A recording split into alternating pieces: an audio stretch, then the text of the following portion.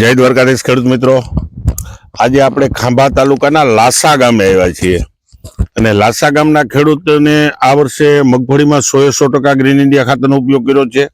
એની બીજા અન્ય પાકો જે વાવ્યા છે એમાં 100% ગ્રીન ઇન્ડિયા ખાતરનો ઉપયોગ કરેલો છે. પણ ગ્રીન ઇન્ડિયા ખાતરનો ઉપયોગ કરવા પાછળનું કારણ બહુ મહત્વનું છે. કારણ મહત્વનું એ છે કે ગયા વર્ષે એની શિયાળુ પાકમાંથી ચણામાંથી ટ્રાય કરી હતી. ચણામાંથી જે ટ્રાય કરી હતી ને પછી એના ભાગ્યા એવું કહેતા હતા કે આ ખાતર નખાય નહીં. એટલે આપણે હું બનાવ બન્યો હતો ને આપણે ખેડૂતારે ચર્ચા કરીએ. તમને ગ્રીન ઇન્ડિયા ખાતરની માહિતી ગયા વર્ષે તમને મળી, પછી તમે શું કર્યું હતું? અમે એને પલાળીને છંટકાવ કર્યો. બરાબર.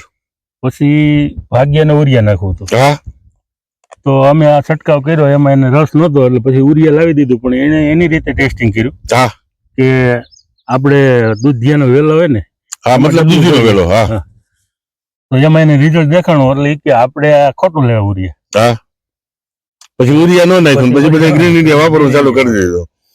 સરસ. ખેડૂત મિત્રો, આપણે તમારું ગામ લાસા ને તમારું નામ આખું? અરવિંદભાઈ ગોવિંદભાઈ કોટડિયા. અરવિંદભાઈ ગોવિંદભાઈ કોટડિયા. તમારો મોબાઈલ નંબર? 6352 01400. ઓકે.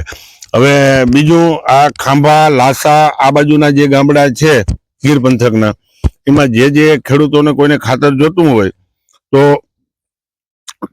પીપળવા ગામના અમારા ડીલર છે કમલેશભાઈ પાનેલિયા. કમલેશભાઈ, તમારો મોબાઈલ નંબર બોલો. 9498 7866.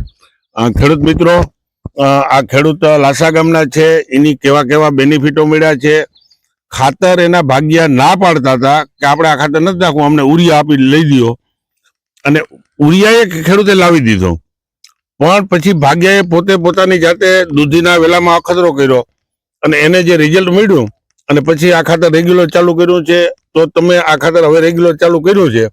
અગાઉ તમે રાસાયણિક દવા, રાસાયણિક ખાતરનો ઉપયોગ કરતા હતા, એના કરતા તમને આમાં કેટલો વધારે બેનિફિટ મળ્યો?